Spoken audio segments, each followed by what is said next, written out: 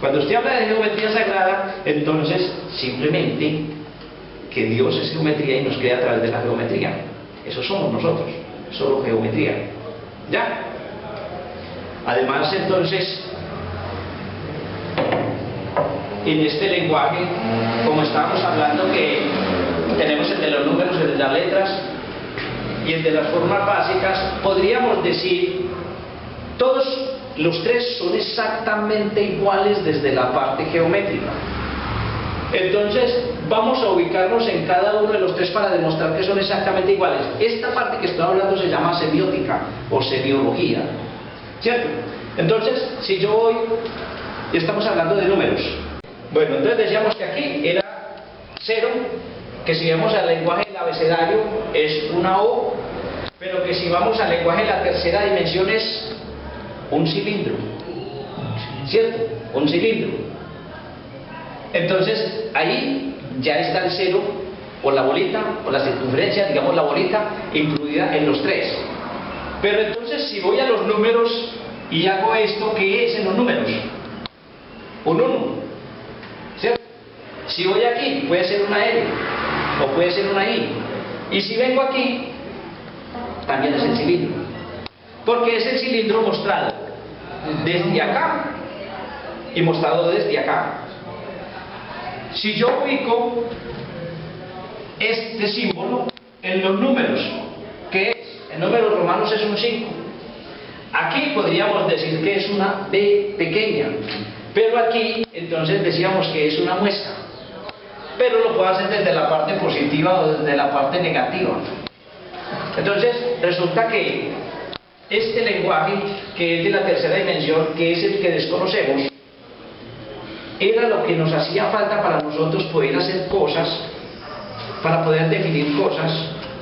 A nosotros nos da mucha dificultad trabajar con las manos, porque es que nosotros no aprendimos ese lenguaje. Por eso les decía, si ustedes allá son capaces de manejar estas dos herramientas, gubia y sesgo, y ojo lo que hay acá, vuelvo y repito, yo les decía a ustedes, si son capaces de dominar la gubia y el sesgo, serán buenos torneros. Voy a mostrarla más grande para que veamos lo interesante de esto. Este elemento que está aquí, que es la gubia, si lo mostramos por aquí, es un bocet. Entonces, un cuarto es este bocet, es la mitad de los dos, X. Pero si lo mostramos por aquí, es este, la media caña. Entonces, este es el elemento más femenino. Y es la bolita. La gubia tiene los dos elementos, el bocet y la media caña, ¿cierto? Si yo tomo el sesgo, es un elemento totalmente recto, totalmente lineal. Este es el elemento masculino. Esta es la curva y esta es la línea recta. Entonces mire que ya hay una relación entre lo que es formas y lo que es la herramienta. Y las más importantes son estas. No es en este tamaño, o sea, puedo tener más grandes, más pequeñas, sino simplemente la gubia y el sesgo son el elemento masculino y son el elemento femenino, ¿cierto? Entonces les presento ahí el lenguaje de la tercera dimensión, ese que no nos conocíamos. Esta S que se forma en la gola, entonces por allá cuando vamos a la parte de trigonometría, por allá es seno, movimiento de seno, ¿ya? Entonces aquí hay mucha información. A través de la semiología empiezo a mirar que son exactamente iguales. Una relación igual. Sí, y que además tienen una dualidad.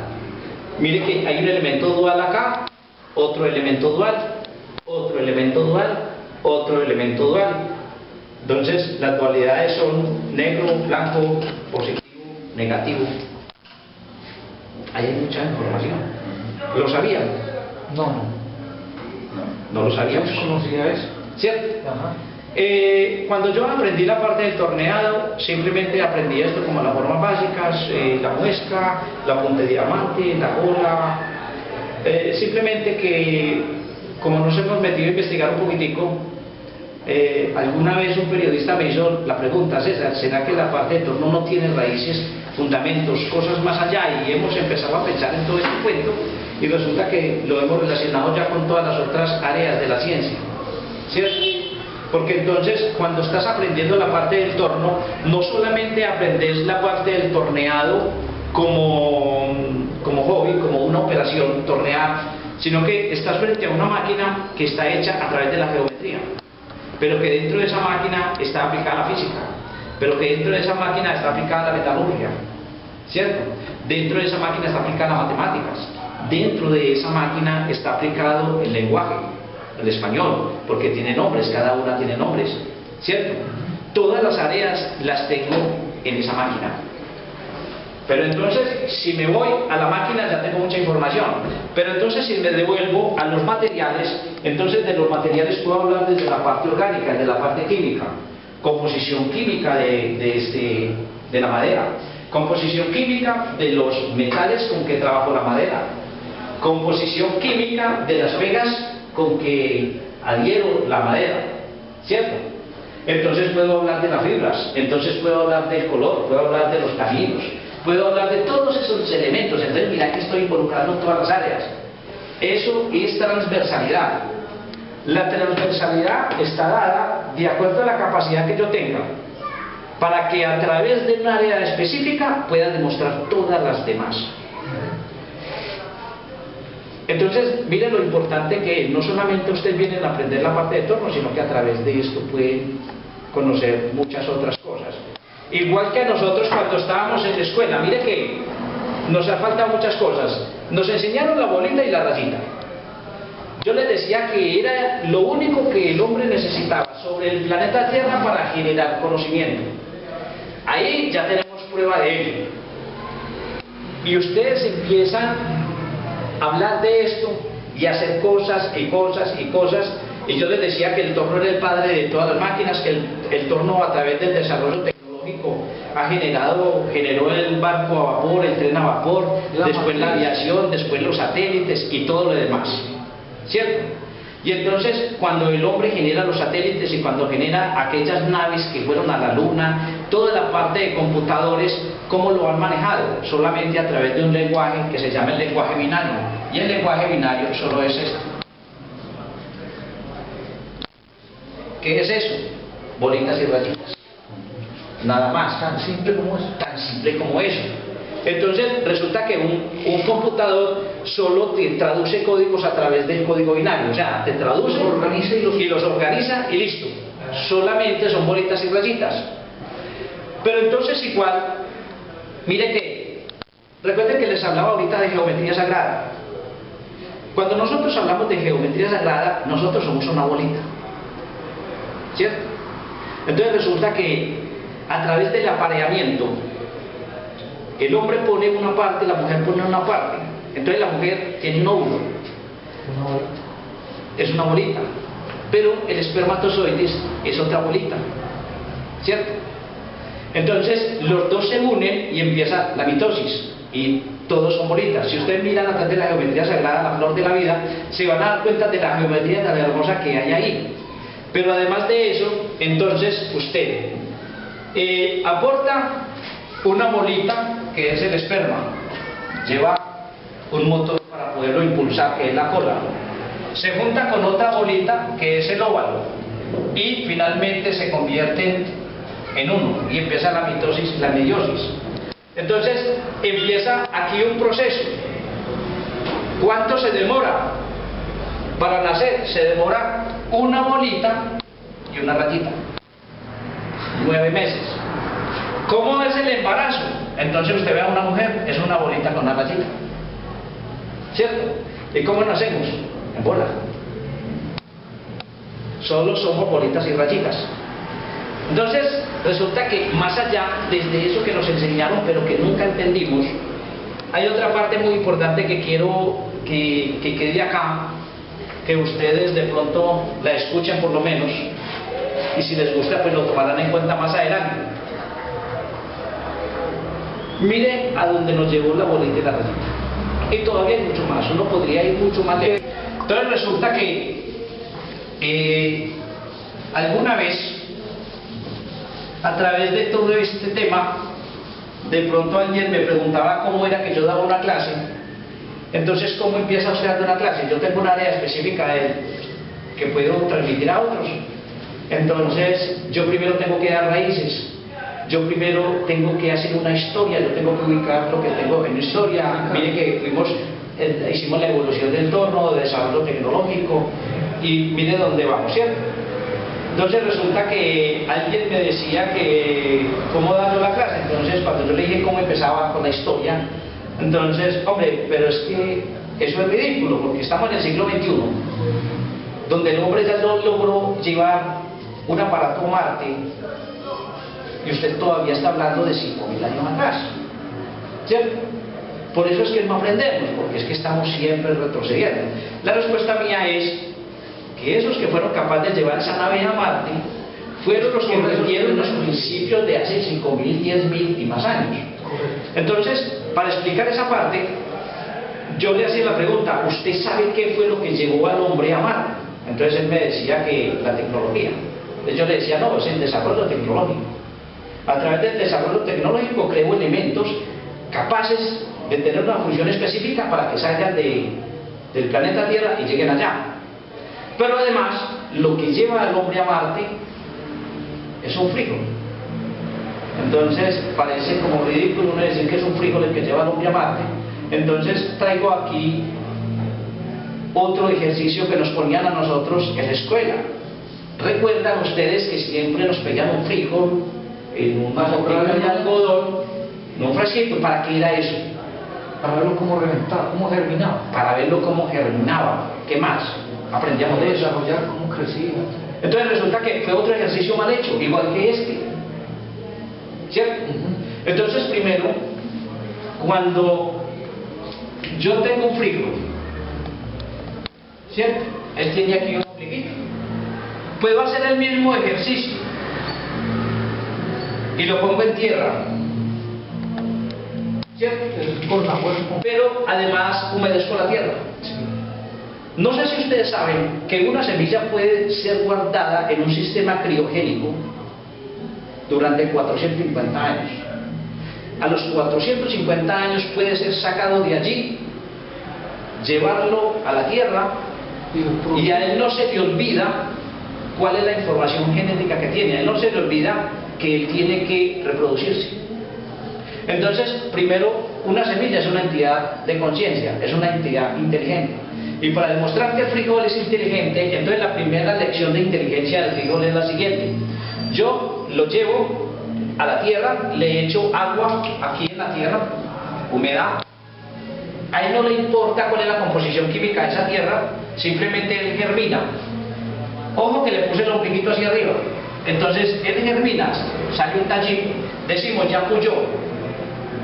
Si él no fuese inteligente, esto seguiría creciendo hacia arriba, pero él percibe que hay humedad. Entonces este tallito viene y se mete acá y empieza a echar raicitas. ¿Para qué son esas raicitas? Para alimentarse.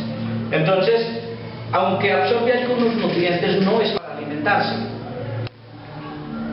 Voy a hacer un paréntesis. Cuando nosotros vamos a la escuela y nos enseñan esto bien, y nos enseñan esto bien, y nos empiezan a dar una información que sea más tangible, entonces yo inicialmente que voy tomando raíces, buen soporte. Cuando yo tengo un primer año de la escuela o toda la primaria con soportes muy bien fundamentados, cuando llego al bachillerato no necesito nada más, me voy derechito, ¿cierto? Y llego a la universidad y la hago solito, no necesito sino cierto tipo de orientación. Entonces primero esto es porque necesita bases, necesita raíces, necesito soporte, ¿cierto? Luego cuando vino acá y se enterró, entonces este frijolito vino y quedó así, para poder soportar. Entonces necesitaba el soporte, ¿cierto? Entonces pueden hacer el experimento, no dura sino 3 días. Luego entonces viene y lleva una hojita para allá y la hojita para acá. Inicialmente esa hoja es de un color blanco, aunque tiene tonalidad verde, es muy blanca, ¿cierto? Pero pueden hacer experimentos, no se por ahí, no 3 días. Cuando se abren las hojitas, esta yemita se parte a la mitad y queda la mitad aquí y la mitad aquí. Simplemente ella la tiene, es la médula, porque ese es su alimento, es igual que el pollito se alimenta de la yema, ¿cierto? Entonces, lo que demuestra que aquí vino a tomar bases es esto, porque esos 2 almendras que están ahí son su alimento, porque ella aún no tiene la capacidad para tomar el alimento desde acá. Pero además de eso, ella abrió sus hojas y entonces las 2 hojas son antenas. Y esas 2 hojas simplemente empiezan a captar la luz del sol. Cuando empiezan a captar la luz del sol, entonces la luz del sol va llegando acá y entonces esta matica empieza, es el motor que necesita para generar fotosíntesis. Y la fotosíntesis es lo que ella necesita para poder tener la capacidad de absorber el alimento desde acá, ¿cierto? Que necesita la energía solar. Entonces me decía este señor, bueno, ¿y qué tiene que ver con la llegada de una nave a Marte? Y le dije exactamente lo mismo. Los científicos que construyen la nave, que pueden ver la película de Discovery, hay como 9 etapas del cohete, el cohete sale de la atmósfera, va botando diferentes capas, tan. Cuando llega a la atmósfera de Marte, entonces Marte está por acá. Entonces, por aquí viene cayendo el aparato, hay un paracaídas, ¿cierto? Entonces, ustedes pueden mirar que hay unos cohetes que frenan la caída, después cuando cae sobre unos balones para amortiguar la caída. Cuando cayó a Marte, lo primero que hizo el aparato, que lo pueden mostrar, lo pueden mirar, llegó el aparato, cayó aquí y lo primero que sacó una rueda acá y sacó otra rueda acá. Sacó sus ruedas, primero. ¿Por qué? Necesitaba soportarse. Las ruedas le dan el soporte para que él se fije a la superficie de Marte. Luego, ¿qué hizo? Sacó una antena acá y sacó otra antena solar. ¿Para qué? Para poder recibir la luz del sol. Porque al recibir la luz del sol, entonces, esa energía solar viene y se acumula por aquí en un aparatico que es una batería. Entonces, cuando acumula energía en la batería, porque no podía llevar energía orgánica, entonces viene y se acumula la energía aquí, entonces tiene la capacidad de recibir el control remoto. Entonces tiene la capacidad de que el motor funcione, porque tiene que ser eléctrico, ¿cierto? Tiene la capacidad de tomar muestras, tiene la capacidad de recibir y mandar información. Entonces este aparatico lo que hizo fue, en el siglo XXI, simplemente revolucionar, generar fotosíntesis. Mire que aquí es lo más alto en tecnología que ha podido ser el hombre. Podríamos decir que es de lo más alto para llegar hasta allá. Pero este aparatico tuvo que ir en el siglo XXI a hacer lo mismo que hizo la matica de Figure. ¿Quién nos está enseñando? La naturaleza. Simplemente no hemos entendido. Cuando nosotros nos dicen cuiden la naturaleza, no hemos entendido. Pero todo el conocimiento viene desde acá, desde la naturaleza. Simplemente, anteriormente, y yo recordaba en una institución donde trabajé cuando hablábamos de ciencia técnica y tecnología, y de pronto hablábamos del aporte que podían hacer la parte empírica. El empírico fue aquel que fue en el campo, en el monte, allá, hizo pruebas, cosas, y eso empezó a funcionar. Y simplemente la parte empírica aportaba a la ciencia. La ciencia se devuelve y a través de la tecnología hace desarrollo tecnológico, ¿cierto? Entonces, esto que nos enseña la naturaleza se traduce en este aparato que el hombre lleva a Marte en el siglo XXI, donde estamos en la era de las comunicaciones. Y resulta que todo eso solo se hizo a través de esto, de este conocimiento, de esos ceros y unos que son el sistema binario. Entonces, miren que todo es mucho más allá. Nosotros no nos detenemos a pensar. Cuando vamos a aprender algo, siempre estamos por las ramitas, pero no profundizamos. Cuando yo profundizo un poquito más allá, me doy cuenta si de verdad lo que estoy haciendo es arte, si de verdad lo que estoy haciendo vale la pena. A través del área que yo manejo, que es el torneado de la madera, que para la gran mayoría de las personas el torneado de la madera es algo tan simple, que ni siquiera lo quiere aprender.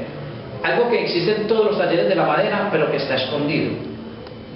Pero mire cómo toda la ciencia se ha movido a través del torno. Mire cómo es la máquina que más ha aportado desde la parte tecnológica, ¿cierto? Y mire cómo todo eso se ha hecho a través del lenguaje de la tercera dimensión, que era lo que no conocíamos. ¿Ya? ¿Está claro ahí? ¿Alguna inquietud? Ya dejo por ahí para que ustedes hagan análisis, para que ustedes piensen. Es muy importante para mí el primer día. El primer día es muy importante porque es el día donde yo suelto una información que es teórica. Y me parece interesante es porque ustedes toman la decisión ahí. O sea, si de verdad vienen a algo que realmente quieren, si se alcanzaban a imaginar que yo que les voy a hablar de torno, estaba todo este contenido detrás, es parte de los que les puedo mostrar. Cuando don Israel esta semana me hablaba por allá de historia de reyes y cosas, obras que se hicieron en la antigüedad, ahí me pareció muy interesante porque es que esto va mucho más allá. Entonces, bienvenidos a este entorno. Muchas gracias, hombre, don César. Muchas gracias.